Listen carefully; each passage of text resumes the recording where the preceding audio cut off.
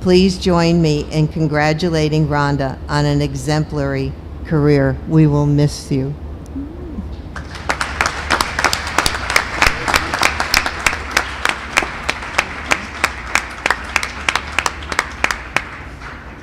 Well, you know me, I've got to say something.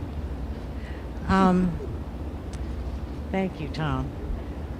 On, I think it was the 13th of May, I was going down to apply for Social Security, and I had to park a long way from the building, and I was walking into the office, and it was a beautiful spring day, and it was a bright blue sky, and I just had this sudden feeling just kind of wash over me, something I hadn't ever thought about, and it was the day that my father took me to school for the first day. My mother had had a baby, and so Dad did the duties, and he took me by the hand and he walked me into this little white frame schoolhouse where we had the 2 first grades, and he let go of my hand. And he said, "You're going to like this." And I walked in, and there were about 20 little kids there, and I was a little bit shy, but I was really excited because I felt pretty friendly, and that maybe I was going to meet some new friends that day, and that I was going to learn something, and that it was probably going to be a pretty great day. And as I'm walking in the Social Security office, I just felt like that same 6-year-old again. And I thought, you know, every day of my working life, I have felt exactly the same way. That I'm probably going to meet some pretty nice people, and I'm going to learn something, and that it's probably going to be a pretty great day. And I have never, ever gone to work in any job I've ever had and not felt that. My cousin Shannon is here. Our mothers were sisters. God bless you, Shannon. She works for the USTA. She just won their Distinguished Service Award because she does more than I do. She teaches kids to play tennis.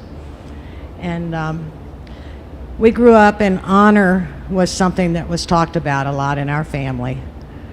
And I have thought how lucky I was. First I found Girl Scouts, and then I found junior golf, competitive junior golf, and then women's amateur golf, and then journalism, and then I went to work for the USGA.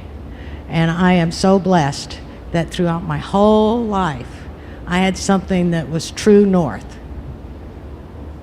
It was an honorable environment where I felt comfortable. I just have one other thing to tell you, because it's about a question that I've been asked more than anything else. The Belmont was on a couple of Saturdays ago. I know the racetrack is near here. 1973, I was doing local news, and we were getting ready to go up to the newsroom about 5:30. And we said, we got to watch this race. Secretariat had already won 2.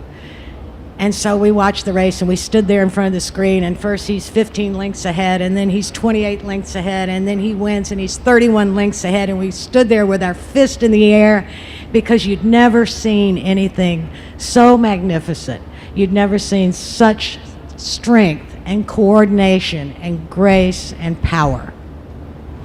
And that, my friends, is exactly what it was like in her prime playing with Mickey Wright.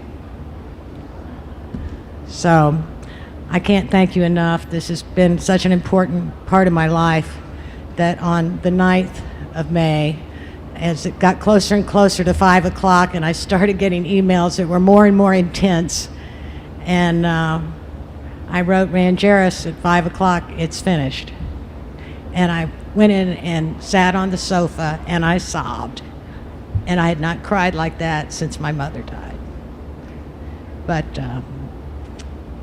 this is my 38th Women's Open. It's the saddest because it's probably the last, but I'm very grateful to the USGA, and I appreciate so much all of you coming, so many of my friends, the Women's Committee that I love so much, and players. Thank you very, very much.